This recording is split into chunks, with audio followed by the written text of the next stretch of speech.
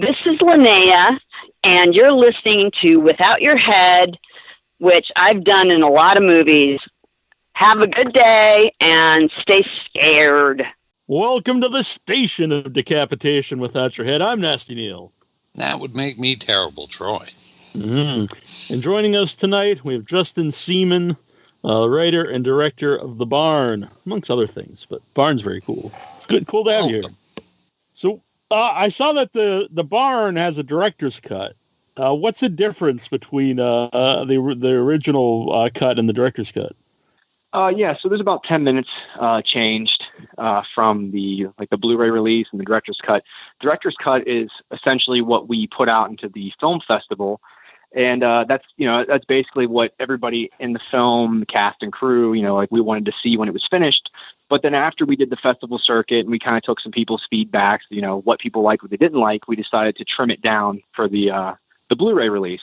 So we just kept the initial DVD as the director's cut because it's kind of the way we wanted the film. But I mean, overall, it's kind of like the Blu-ray is more or less for the people who want the fast pace, and the DVD director's cut is more the people who want like the deeper storyline. If that makes sense, like we cut out some story arcs and stuff like that for the Blu-ray release. Oh, yeah. So how when you first thought of The Barn, like how long does it take from when you think of the movie and you write it till it actually gets released? Well, in the case of The Barn, I actually wrote it when I was 8. Right. It was so it was a little while. Yeah, it was. Wow. Yeah. It was more of a children's story when I wrote it, and for years, I always thought about how could I turn this little storybook that I wrote in 3rd grade to into a movie. And about the time I turned 27, I finally told my wife, I said, look, I have to make this movie before somebody else does something very similar, and I regret it the rest of my life. So, I quit my job and we made a movie. Yeah, that's interesting. So, I was saying because a lot of The Barn is a retro feel to it. So I was just wondering, how much of that is, you obviously you want that, but how much of it is to like the original story? Like did it take place when you wrote it? Was it that time that the movie takes place? When I wrote it, it was 93. So it was it was coming, just getting into the early 90s. So it still had that kind of vibe, the TV shows I was watching, the stuff I was reading, and very much the movies I was watching. Like a lot of my inspiration for what I wanted to make The Barn was like a mashup of things from Night of the Demons, The Monster Squad, Return of the Living Dead, Ghostbusters, Legend, Hocus Pocus, Goosebumps, stuff like that. So there was just a big mixture of just the things from my youth, and so I tried to keep true to that when I was able to finally turn it into a movie. Yeah, that's very cool.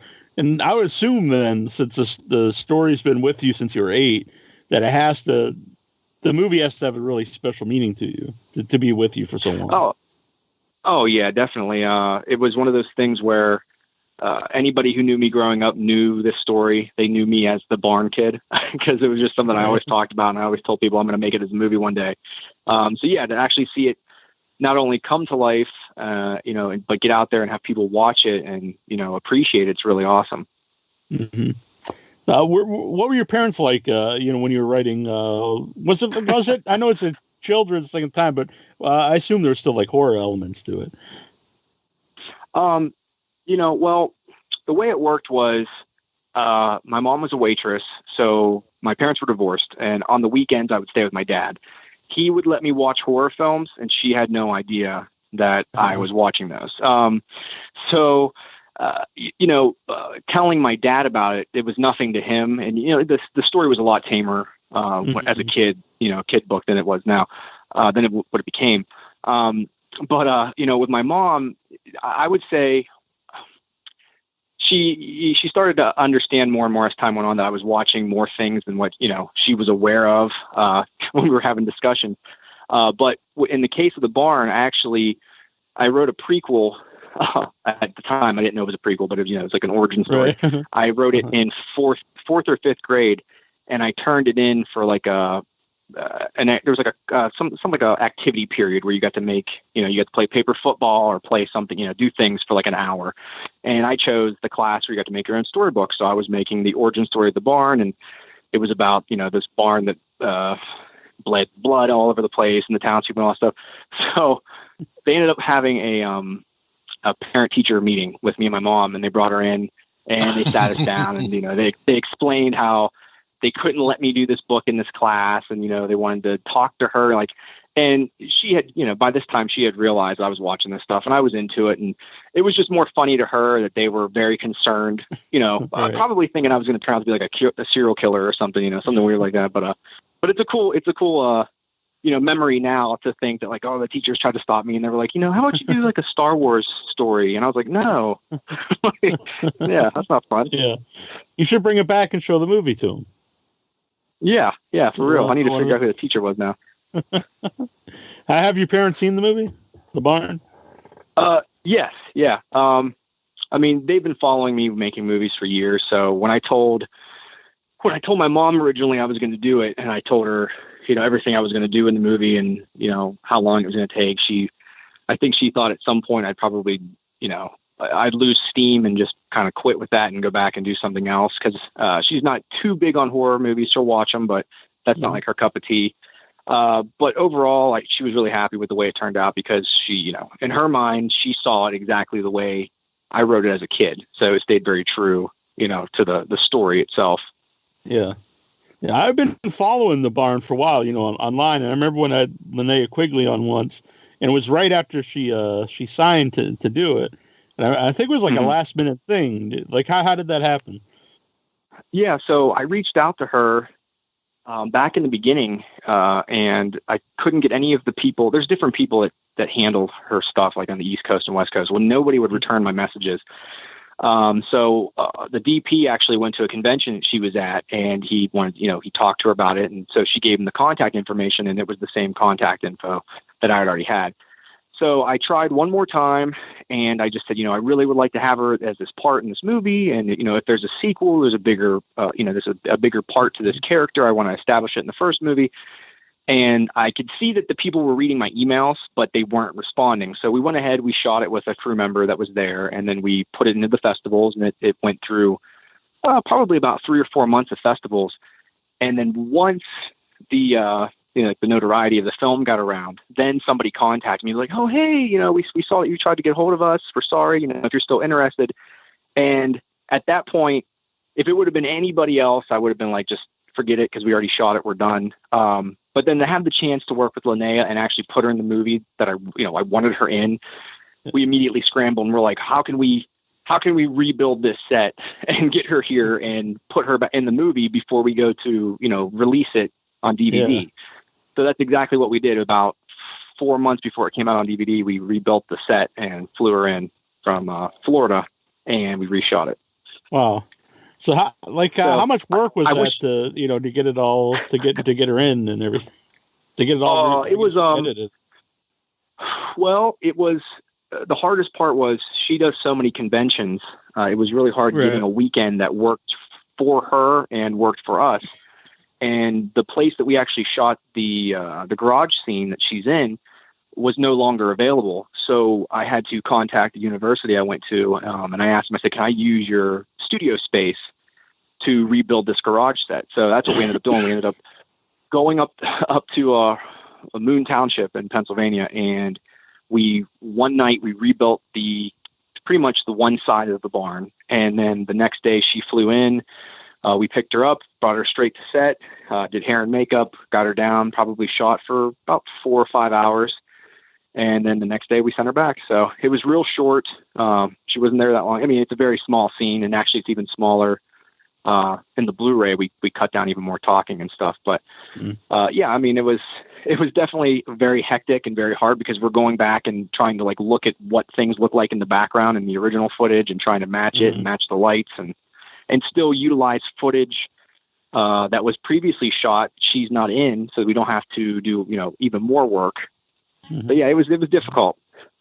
Yeah. So you mentioned if there was a part 2 that she'd have a bigger role.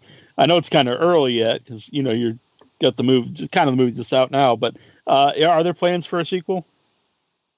Yeah, and I was hoping it was ready today, but it's not. It'll be about a week or so.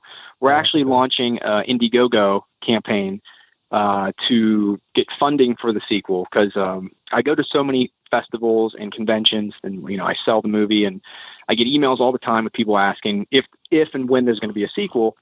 And the first one was so hard to do, and I took a loan out myself to pay for the movie. And now, that was a couple years ago. Now things are different. I have a son now, and I got to be more. I can't. Right. I guess I can't. It's not play with money anymore. Yeah.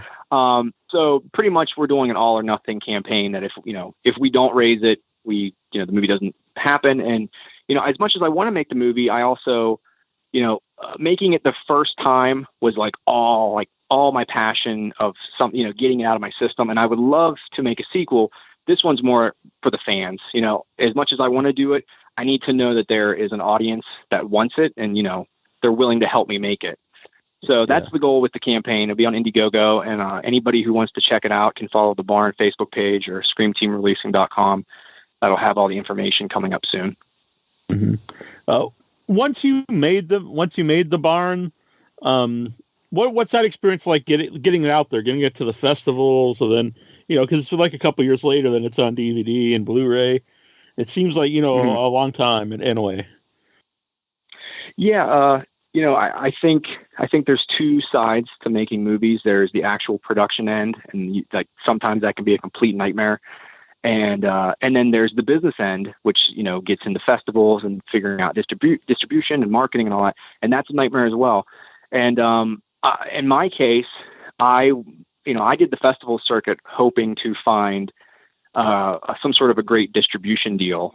And, that was the reason I did that. But what was nice is during that, it actually turned into just finding an audience and getting noticed. And then also networking. I got to meet a lot of cool filmmakers and make friendships, and actually working with them now on other projects. So, but yeah, it's crazy, to think the movie, we finished the movie in 2015. It went on a festival circuit for over a year. Then we brought it out at the end of 2016, and then re-released put the Blu-ray out in 2017, so here it is, 2018 already. It's been 5 years since we actually shot the movie, started shooting. Yeah. And it's just, it blew by. But yeah, I mean, it's weird because you hear everybody talk about how to do it, and, so you try to copy that and try to go through those channels. And then, you start to realize, well, man, maybe it's not worth it, because you'll go through those film festivals and you'll get tons of offers, but none of them, at the end of the day, none of them they're all risks. Do you know what I mean? There's no guarantee that even if somebody takes your movie that you're going to see a penny. And that's all I heard going through the festival circuit was people selling about making bad distribution deals. And it just really was oh, geez, maybe I shouldn't sign with anybody. So in that respect, I'm glad that's the way it worked out, because I was able to, self-distribute the film and make my budget back and then actually profit. So, it was a good, doing the film festival circuit was actually, I learned a lot. Mm-hmm. That's interesting, because I just started doing the film festivals, and people I talk to, independent filmmakers, a lot of them have different ideas on the festivals. After they've done them, some people really say they're a waste of money, and then people like yourself are saying a good experience. And I think the people say it's a good experience, or a lot of them, kind of like what you're saying, is not necessarily the distribution end, but the experience itself and getting to network with other people. And I think it kind of depends on what you're looking for out of the festivals, what you get out of it. Oh, yes. 100%. So, about the look of the movie itself, because it has a great, retro look to it. And kind of before that became a big thing, because now a lot of things do that, but you've been making it for 5 years, so it's kind of before everyone, not I don't say everyone, but before that was kind of a cool thing to do. Yeah, definitely. I got there just at the beginning before everybody started doing it. Yeah. But that's just the way when we set out, because there was a film called The Sleeper that really inspired me to make sure that I was going to make my movie 80s because that's the way I always envisioned it. And then the closer I got to getting into production, people were like, "Oh, you shouldn't make it an 80s film. Make it modern. So people today will want to see it." And I was like, "But that's not the story I wrote." Mm-hmm. And I ended up seeing a movie called The Sleeper, and it was very much in the vein of what I wanted to do, but it was more like a Black Christmas slasher story. And I loved the trailer, and it was very, very grainy and grindhouse feeling. And then when I bought the movie wasn't like that. It was it was, the style was still there, but the film didn't have that look that the trailer presented. Mm-hmm. And I was like, "Oh man, I really like The Sleeper, but I wish The Sleeper would have looked like the way it was presented." And years later, I ended up talking to the director, and he said the reason he ended up scratching that was because he had got so much flack from people saying, "Don't make it look old. You're going to limit your market." And he regretted it. And so that, I was in that boat too, but I was like, you know what, this is the way I want it to look. Because I've had people ask me like, well, we could put it in Walmarts, but can you remove that stuff? And I'm like, I think that would defeat the purpose then, because it's lying to the public that, what I'm trying to sell them. But yeah, I think that appeals to that. I think that would appeal to people anyway. I don't really get why you'd want to remove it. Yeah. I'm learning more and more every day about how people think about retail and stuff. And a lot of it's just trickery. Slap a good cover on something and get it out there. Yeah. Well, yeah, I get a lot of screeners through the show, and I I see that a lot. So. But when something stands out, then it does make me want to talk about it more, because I love just seeing the stuff from the barn right away. Like, when I see the poster and stuff online, I was like, oh, that looks sweet. And then actually just what you said, because it did live up to it, because it actually looks like the trailer, and it looks like what you expect. But who did the poster art? The poster art stuff is great. His name is Mark Schoenbach of Sadist Art Designs, and I actually got a hold of him right before it kind of blew up, because now he's super hard to he's doing a new film of mine, and he's had it for a month, but he's really hard to get a hold of now. He's just to get on his calendar, because he's so good. And I mean, if you look him up, Sadist Art Designs, you'll see a lot of stuff, and such a great style. And like I said, I caught him at a good time because he wasn't too expensive. Now he's getting up there with price a little bit, but he deserves it. Yeah. So, did you ever dress up as any of the characters for trick or treating as any of them when you were a kid? As a kid, yeah, or now I guess. No, I didn't. No. Well, I played the miner in the movie, but I've never outside of set. I've never dressed up like that. I mean, other than going to conventions. Early on, when we were putting the movie out, we would go to shows and we would dress up as some of the monsters and do photo ops, or photos at the table, I should say, with children, and give them candy and stuff. And it was a good way to get people to come over, lure the kids in, and sell their parents on the movie. Yeah. But no, I mean, I you know what? I take that back. I do take that back. When I was 17, I did dress up like the Boogeyman for I think it was my junior Halloween dance, and I won best scariest costume. Oh, that's I had the baby doll and all that stuff. Yeah. So that was the first time I did that with the minor. So, actually, what are some of your favorite Halloween movies? Because, I think this will go on a lot of people's list now. Well, number one for me is Night of the Demons.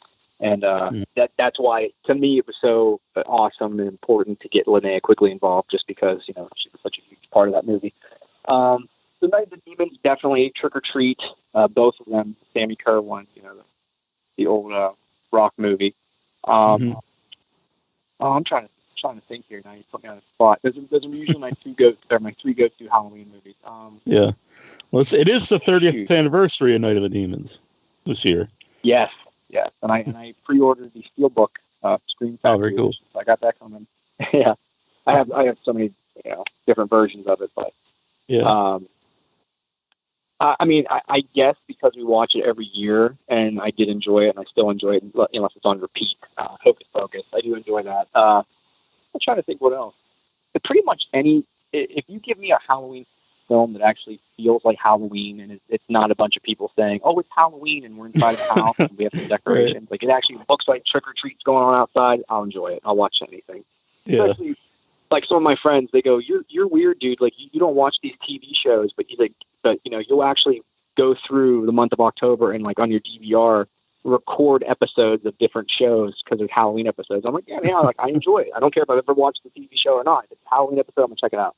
Right, So, right. Yeah, like, it's always fun to watch. Yeah, Roseanne always had good episodes. Oh yeah, Roseanne. Yeah. I actually found the entire set series of Home Improvement on eBay, and I took it and I actually ripped the episodes so I could make one disc that's just all the Halloween episodes so I could have them. Because I'm like, I wish they would do that. No one's done it, so I finally was like, I'm just gonna do it myself so I can have it. Yeah. Is your son old enough to trick or treat? No, he's 7 months, but okay. Yeah, I guess it's a little. Yeah. I mean, we have a family restaurant, so we usually hand out candy. So at least for this year, he'll be there handing out with us dressed up, and then maybe next year or the year after we'll start taking. Yeah, I'm sure in a few years he'll be having fun. Oh yeah, he's we take him to all the conventions and we do shows, and he has a pretty good time. And as of yet, he's not afraid of monsters because he sees a lot of people dressed up. So I'm glad, because actually this weekend we will be at Monster Mania setup, and we're doing the photo op with Robert Englund and Kane Hodder. So I'm hoping he doesn't like cry. Full Jason gear. Yeah. Actually, what are your thoughts on the new Halloween? Are you looking forward to it? I'm going to watch it either way. I kind of wish that they would have just followed. If they were going to go back, pick up from part 2. I don't really understand the reasoning for not continuing part 2, because part 2 was the next day. It happens the exact same night. Like it's moments later.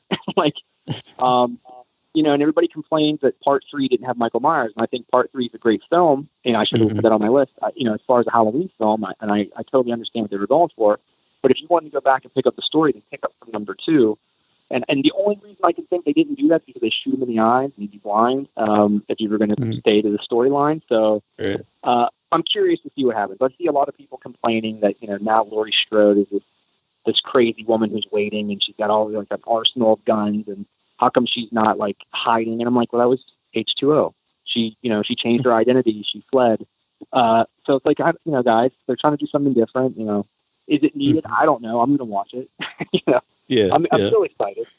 Yeah, I am too. I do think that the trailers look very good to me. So. Yeah, and I like his mask, because there were so many Halloween movies, going back over the years. I just did not care for the mask change. So I really like the fact that they brought back the Shatner-looking mask, and it looks old too. Kind of looks like Rob Zombie's part 2, but I still think it. Yeah. Do you think it seems like because like I said, I've been following the Barn online, but it seems like it has picked up a lot of popularity over just like the last year. Yeah, it's crazy. I don't know. I do a lot of business on my site, and I sell a lot of movies to Germany. And it's weird because I actually signed the rights over to a German company. So there's a German release over there. And I don't know if that's made people want to grab the US version with all the bonus features or what, but I sell a lot. It's between Germany and Australia, there's a lot of overseas sales. But yeah, I think what happens is word of mouth, especially around Halloween. You start getting into these 31-day rotations, and people putting up just Halloween parties and stuff. I get hit up by a lot of drive-ins and haunted houses to know if they can play it outside, the entrances and stuff like that. So I'm like, yeah, whatever gets the exposure, and especially if they're willing to give me something, that's nice too. But yeah, I really don't know. Just over time, it's just people have talked about it, and I think it helps if you've got a good cast that they recommend it to people, and it's not like when the project's over, that's the end of it. They never speak of it again. And Linnea and Ari Lehman are 2 perfect examples of that. When they go to shows, they constantly tell people to check out the Barn. So they're always bringing attention to it, which is very nice, something they don't have to do. Yeah. And it's weird. There's actually not a lot of horror movies set in Halloween. I think there's more horror movies that take place in Christmas and Halloween. Yeah. And that was something when we put it out, I think that helped us out, was because there are, exactly what you're saying. There's not that many Halloween themed horror films. And I think that's, even if somebody doesn't particularly like the story or they don't like the acting or something, they can appreciate for what we were going for with the Halloween tale, the atmosphere. So they get a lot of people saying, like, oh, captured like that, like Americana, old country Halloween vibe. And I'm like, oh, thank you. And it's just like, and people ask me, like, how'd you do it? Like, where did you find those locations? I'm like, that's where I live. It wasn't hard. It was down the street, No, that's pretty cool, though. Who did the effects? We had a bunch of different people. Most of the stuff that is like the, like the actual practical, like what you're seeing happen, like the throat slashes and rips and all that. That was an artist named Robert Kuhn. And he kind of came in towards the end and was doing the harder stuff for us. And then there was another FX artist named Dakota Corwin who did a lot of the monster stuff and additional effects. So it was a big team of people doing odds and ends. Even myself and Zane did some stuff on certain days, and other effects artists couldn't be there to just do it, because that part in the schoolhouse, that took us probably 7 days of shooting to do all the kills with all the people, and it was a lot. It was way more than we expected. We thought we could do it in 2 days, and that was that was not the case. Yeah. So is Scream Team Releasing, is that your company? Yeah, that's something I started at the beginning of the year. And it was basically, it just kind of came from multiple filmmakers asking me, one, how I went about self-distribution, how I was successful with it, but two, if I would sell their movie for them. And I just kept saying, no, I don't, I'm not going to get into that, because I know the stigma around distribution and just in terms like how people feel, and filmmakers talk about distributors. But I worked with Rocky Gray on The Barn. He was the composer. And then after working on The Barn, he enjoyed it so much, he wanted to set out and try to do his own film called 1031. And he got myself and a couple other indie directors involved. And when it was all said and done, he wanted to do self-distribution himself as well. And about a month or so into it, he called me and he said, man, I totally underestimated the workload here with shipping and, replying to emails and taking care of lost packages, just all that stuff. And he said, is there any way you would want to take over for me? And, we'll do some sort of like a split in the profit. And if it was anybody else, I would have said, no way. Cause I don't want to do that. And, but it was Rocky, and, we're good friends now. And, so I did it. And the amount of foot traffic that bringing 1031 onto my site, turned into more sales for The Barn was incredible. And I started thinking, I'm like, well, wow, like this not only helped me, it helped Rocky, it helped, The Barn get more traction that it was kind of losing some. So I started thinking, I'm like, well, maybe this is something I could start doing. And so I started hitting up some of the people that had asked me. I said, if you're still interested, here's what I'm doing. And if you want to do it, we can give it a shot, and we set terms and everything everybody was comfortable with, and so far I've put out I think I'm on my 5th release, and it's been going really good. It's profitable, everybody's getting checks, and that's pretty much what I set out to do, was to help filmmakers actually see money, because like I was telling you about the festival circuit, I've met people that have made movies for $100,000, $200,000, and they've sold their movies to distributors and I've never seen a penny. And that's sickening. And so, working one-on-one with these filmmakers, I'm actually, they're not going to get rich, nor am I going to get rich. But we're getting it out there, and we're getting directly to the people that crave, physical media, and we're making money doing it. So it is nice. So I'm getting a track record so far, with my reputation with the filmmakers.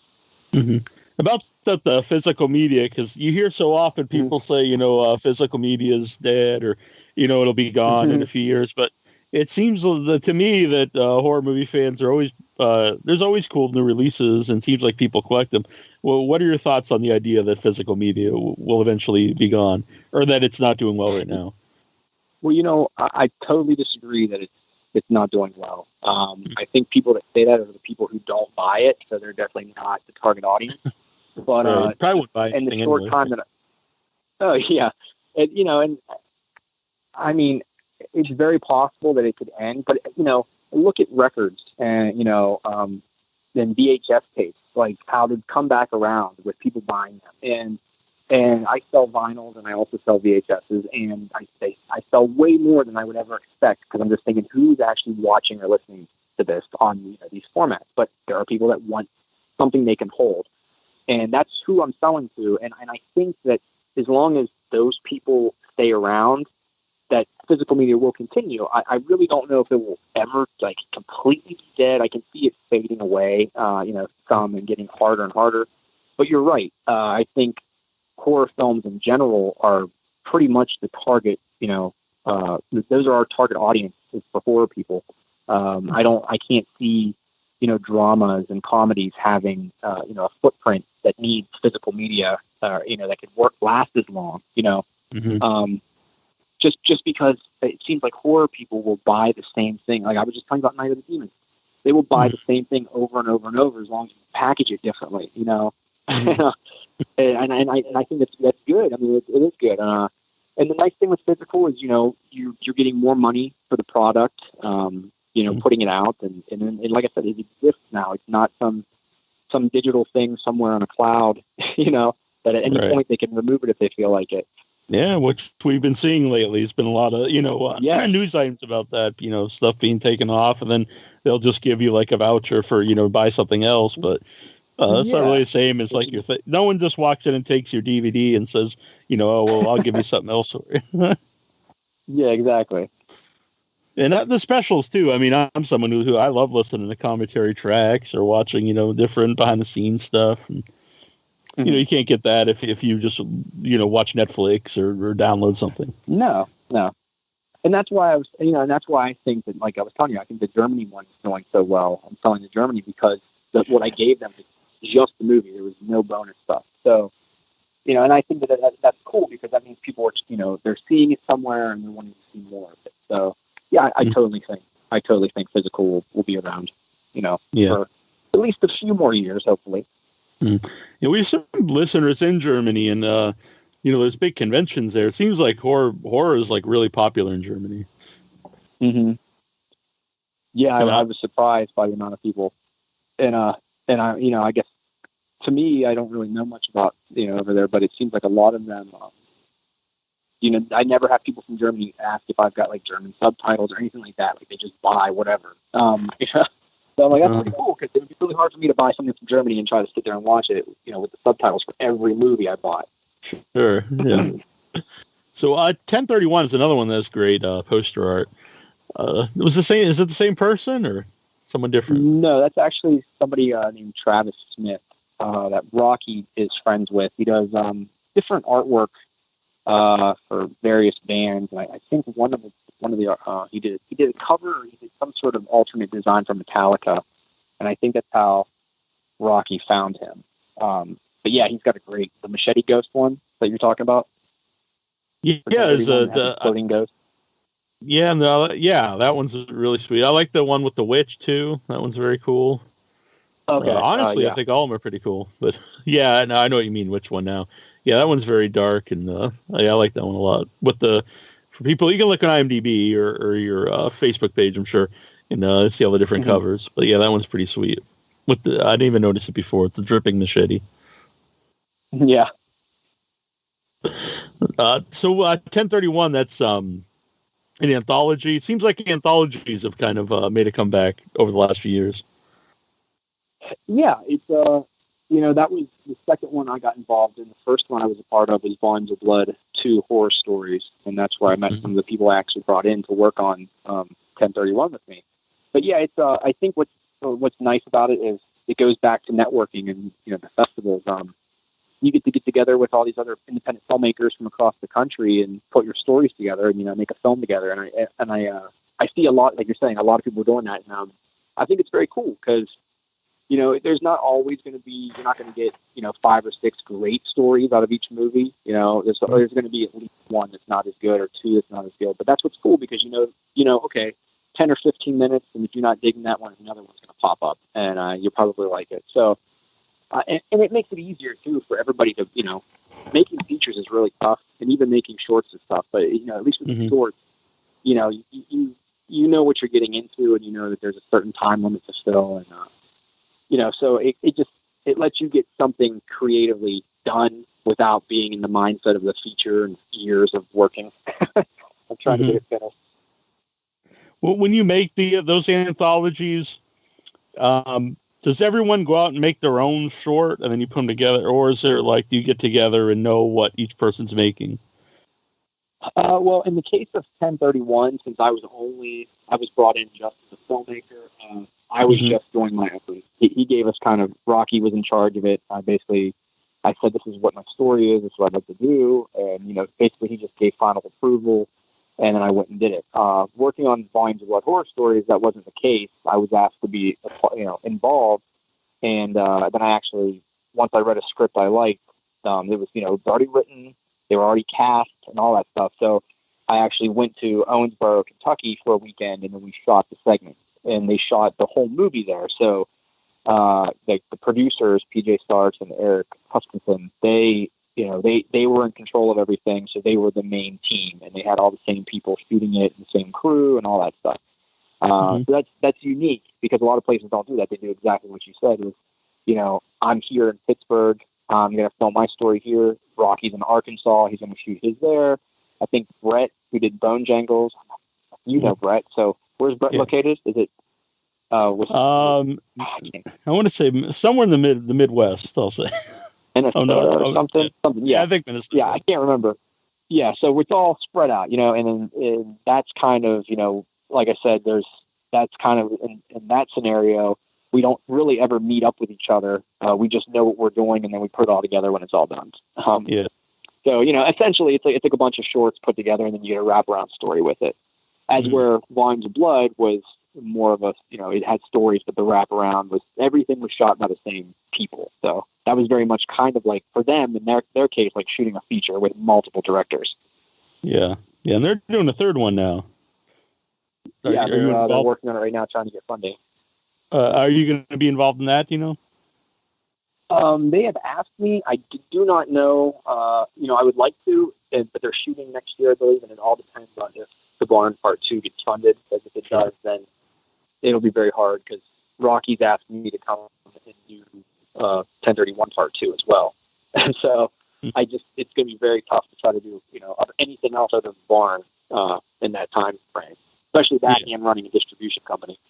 Yeah, definitely. Yeah, but speaking of Brett, I'm in Brett's segment on cryptids. I play. Who do you play? I play. I'm just a voice, but I play the radio DJ, I guess, in cryptids. Oh, okay, cool. His segment. I think there's a radio DJ in the whole thing too. But anyway, I'm looking forward to that. Brett's a cool guy. I like him a lot. I like Bone Jangles too. It's fun. Yes, and he's actually one of the people that has, we're waiting on 2 more stories for cryptids to come in, but his is one that's been finished for a while, and it's very good, and it looks beautiful. Some of the locations he shot with, have you seen any of it at all? Do you know any? No, I haven't. No, I know the idea, but I haven't seen anything. Yeah, I'm pretty sure he shot it on a red, so it looks great, especially the creature effects, and it's very fun, so I think people are going to really enjoy that. That's cool. Yeah. So, besides Halloween movies, or maybe it was just Halloween movies, what really got you into horror movies and made you want to become a movie maker? The first movie that I can remember watching that made me want to know how movies were made was the Monster Squad. And I don't know why. I knew I liked the idea of, the classic monsters, the Wolfman, Dracula, all that, Frankenstein, and I liked the idea of the kids. But I wanted to know how they did things. How did the Wolfman change? So that kind of started wanting to know, how do they make fake blood? And then I wonder where the people behind the camera are standing. And, how many cameras are there? Where are the lights? And that just kind of led to wanting to know more. And, growing up as a kid in the early 90s, which today is so different, the libraries didn't have books and stuff like that. Right. There was nothing. I remember calling around to different libraries in Pittsburgh asking if anybody knew how to make fake blood, and they thought I was crazy. But today you go on the internet and type it in, and it tells you everything. Right. So you watch a YouTube tutorial. Yeah. Exactly, yeah. So I'm trying to think. I remember getting these different, like, they, especially around Halloween time, there'd be these different magazines. I can't remember what they were, like some sort of Disney magazines, and they do like these little makeup tutorials or little stop motion animation projects, like how to do it on your own. And that's kind of how everything started with me. My first film I made with my mom, I was 5, and it was like a stop motion animation of Godzilla, like basically coming through a town and just smashing, everything. So he's smashing like the Batman vehicle, and then he's shaking the Ghostbusters firehouse and knocking them out with Ninja Turtles, and just all that. Pretty much all the toys that had Seaman and stuff. So, I found a love for it, and I never lost it. And when I got into high school, I found some people, in my public speaking and video classes that wanted to actually be serious about stuff. So we started making short films, and that took us into college, and that took me where I am now, on my 3rd feature here, and hopefully starting the 4th here soon. Very cool.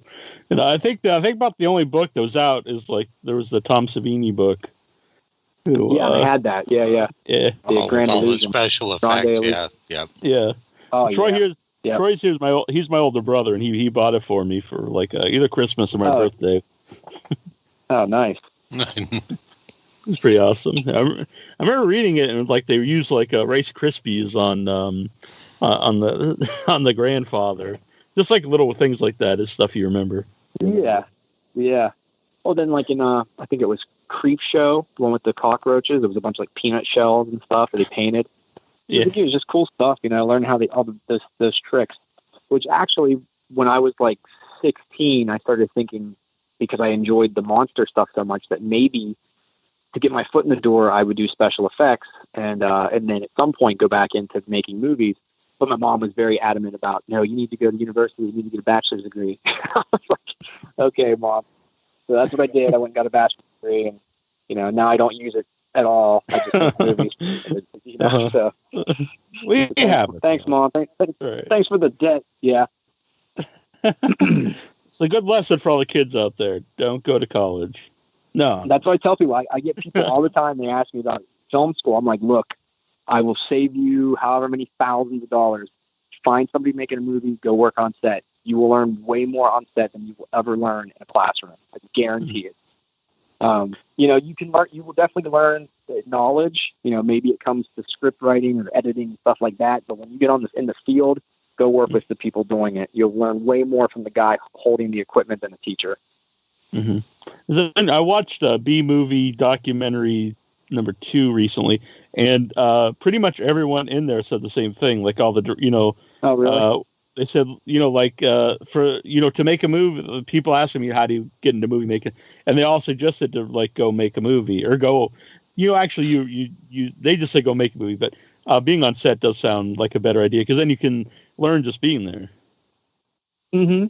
Yeah, and like especially in the area I'm in, a lot of film productions come through to utilize the area, like the Mindhunter, I think that's what it is. Mm-hmm. Season 2 was just here shooting.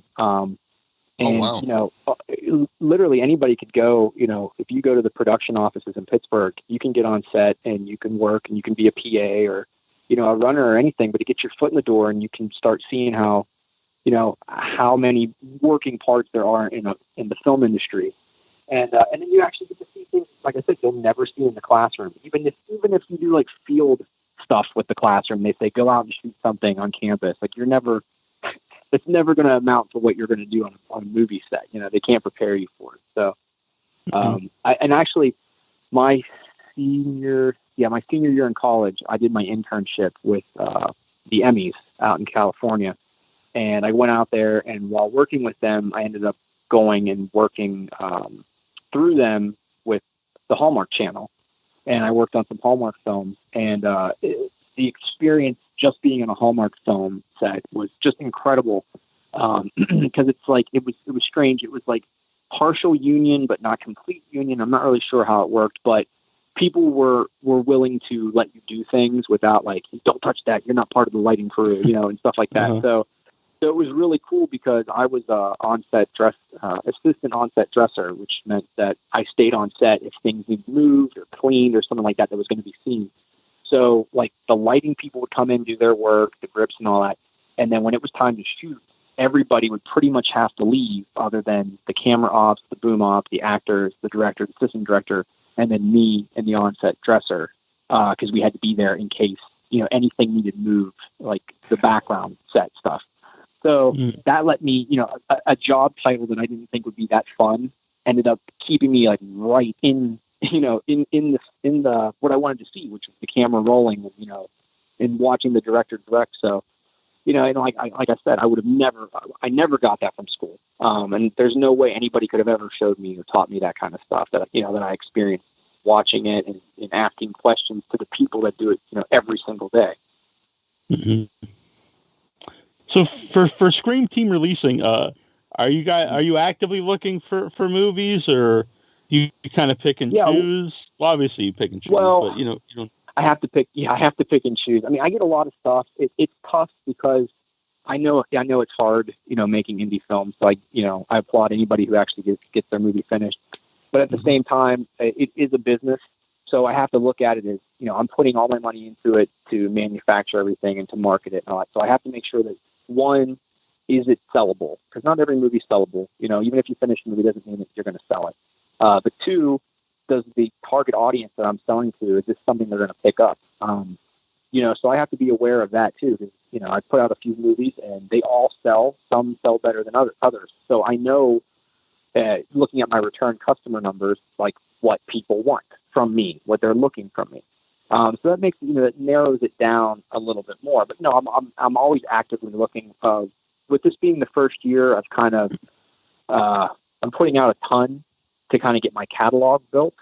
But going into next year, it's probably going to be like a film every 2 months released. Because it's like I said, if I am doing The Barn Part 2, it's going to be a lot harder. And then pretty much all my profit from that will be going right back into The Barn 2. So I got to be careful there. But I'm just now starting to dabble into retail, and with some of the films, and I already have connections with Family Video and stuff like that. So I'm definitely getting these films out there for people and getting them exposure and getting them money. I'm not making them exposure deals right now that lead to no money but great exposure, if that makes sense. And I kind of tell them that. I'm like, if you definitely want to walk into a Walmart and see your movie, then you should sign with somebody else. Because, my goal is to not put it in Walmart so that you don't get screwed over with all the back end stuff with consignment, and, actually sell it directly to the people that want it and actually making money right now instead of you waiting a few years to see a couple $100. And like I said, it's working so far. And I think the filmmakers I'm working with appreciate that because, like I said, I have a lot of people I've met that, one of the people I was working with a couple years ago, he made a movie. He made it for like $50,000. He signed with a company that I warned him not to go to, and he said it was fine. He had his attorneys look at all the paperwork, and it's ironclad, and everything's good. Nothing's going to happen. That's been probably about 2 years now. He's yet to see anything. When he did ask to see paperwork, they told him they'd have to, he would have to audit them, which obviously means, he would have to go pay somebody to do that. Yeah. He doesn't have the money. So that's the shittiness of like the distribution then, and that's all the stuff I'm trying to avoid for filmmakers. And, because I tell people, I'm like, look, I'm out there, I'm at these shows, I'm meeting people know who I am when I go to these events. I'm like, I'm not some guy behind a desk that no one knows my face or knows my name. So I have a lot to lose if I was to screw you over, That's right. Put posters up, get this guy. Yeah. Yeah.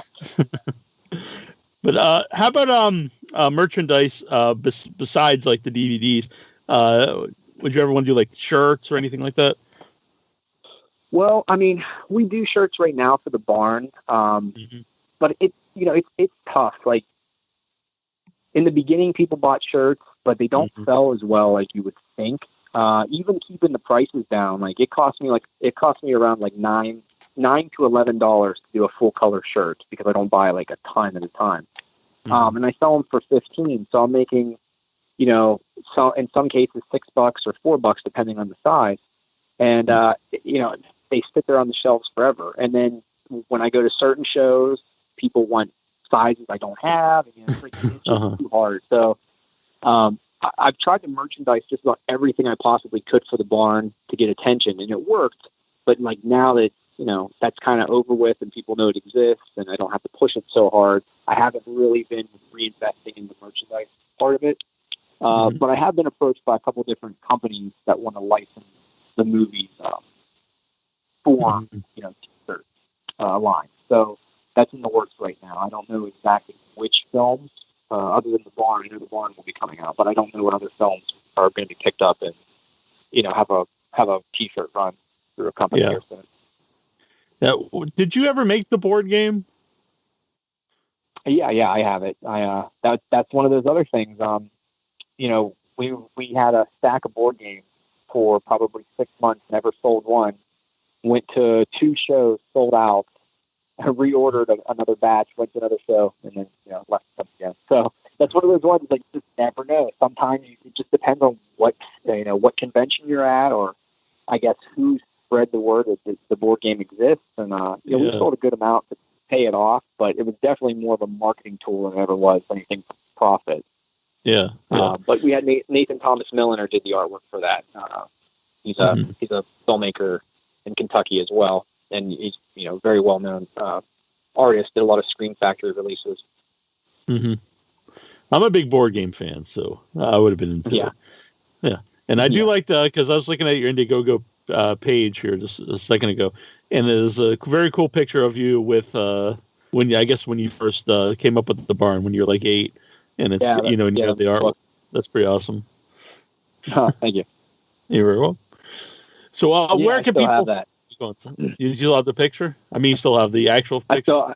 I still have the actual book. Yeah, I when we were doing the festival circuit, I would take it around and show people. That's pretty awesome.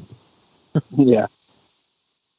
All right. So where can people follow you to know what's going on with the barn and Barn 2?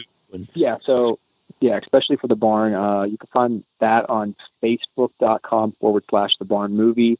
Apparently there's another barn movie out now that's like about zombies and military or something. So it's not that one. It's the one with a minor on it. But you can also go to screamteamreleasing.com, which there'll be news there as well as all the new films I'm putting out. And you can actually find me. I'm usually on Facebook, Justin M. Seaman. I got a cartoon character of myself there, so you can track it down. Very cool. Well, I appreciate coming on. It was I really love the barn, and my friends who've seen it all dig it from the convention scenes, and I look forward to seeing the other stuff. Yeah, it's very fun. Oh, thank you. Kind of movie I like. Yes, thanks for having me on. Oh yeah, it's great. Thanks for doing the show. Yeah, I'll be back sometime if you like. Oh, for sure, absolutely. All right, very good. All right, we'll be right back. Hey, this is David Howard Thornton. You might know me as Art the Clown for the movie Terrifier, and this is Without Your Head.